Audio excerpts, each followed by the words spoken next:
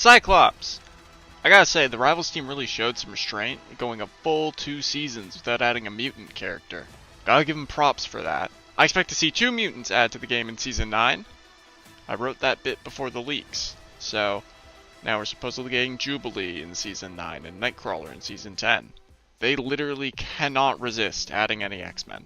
I mean, you could count Deadpool, I feel like, if you wanted to be like, oh, Deadpool's kind of a mutant. It's like, well, he's a mutate. Like, he wasn't born with his powers. They were activated. But I think it's still the X gene. But it's like, not. I think it was Wolverine's blood. His origin is wishy-washy. It's whatever. At least we should be getting more villains. It'll be funnier that I'm talking about this when I edit this video into like an hour-and-a-half long end-of-year thing of all the characters that they added. So to the guy watching that, he'll be like, of course they added them, but to whoever is watching this when I originally made the video, you know what I mean. I think of all the new releases for characters that I've tried to keep up with, Cyclops has been the easiest I've done.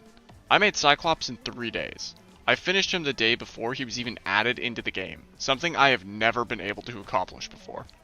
Even Devil took me like a week and a half. Marvel Rivals essentially lobbed me an absolute freebie when it comes to Cyclops. The biggest hurdle when it comes to getting started on one of these is simply reference. More specifically, a height reference.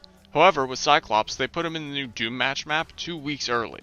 From there, some hero took his in-game model out and size compared it to Captain America, ultimately deducing that he would be 6'2". Not only that, but showing off the images of the model so that I could perfectly use the reference of how the body looks. When I found that out, I immediately saved the image and got to work.